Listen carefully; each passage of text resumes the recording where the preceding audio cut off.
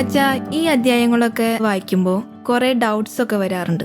സൃഷ്ടി വിവരണത്തെക്കുറിച്ച് കൂടുതലായിട്ട് മനസ്സിലാക്കാൻ വേണ്ടി അച്ഛൻ ഞങ്ങൾക്ക് കൂടുതൽ വ്യക്തമായിട്ട് പറഞ്ഞു തരാമോ? ഇപ്പം ഇങ്ങനെ കാണുക, അതായത് സൃഷ്ടി വിവരണം ഉൽപ്പത്തി പുസ്തകം നടത്തുമ്പോൾ നമ്മളത് ഒരു കവിത വായിക്കുന്നത് പോലെ വായിച്ചാൽ ആകാശം മേൽക്കൂരയാണ്, തൂണുകൾ വെള്ളത്തിൽ ഉറപ്പിച്ചിരിക്കുന്നു, ദൈവം അതിൻ്റെ അടിസ്ഥാനമിട്ടിരിക്കുന്നു എന്ന് പറഞ്ഞാൽ ഒരു ടെമ്പിൾ പണിയുന്ന രീതിയിൽ ദൈവം ഭൂമിയെ സൃഷ്ടിച്ചു എന്ന വിധത്തിലാണ് ഈ ഉൽപ്പത്തി പുസ്തകം യഥാർത്ഥത്തിൽ സൃഷ്ടി അവതരിപ്പിക്കുന്നത്. എല്ലാവർക്കും തന്നെ വരുന്ന ഒരു സംശയമാണ്, ഇത് ചരിത്രമാണോ അതോ ഒരു കഥയാണോ എന്നുള്ള ഒരു സംശയം. അപ്പോൾ എങ്ങനെയാണ് ഉൽപ്പത്തി പുസ്തകം വായിച്ചെടുക്കേണ്ടത്? ഈ പുരാതന ലോകത്തിൻ്റെ ചരിത്രം പരിശുദ്ധാത്മാവ് നമുക്ക് പറഞ്ഞു തരുന്നത് ഒരു ഹെബ്രായ കവിതാരൂപത്തിലാണ്. It is a Hebrew poetry. അപ്പോൾ അതുകൊണ്ട് ഒരു കവിത വായിക്കുമ്പോൾ നമ്മൾ ഒരിക്കലും കവിതയുടെ ലിറ്ററൽ മീനിങ് അല്ല എടുക്കുന്നത്.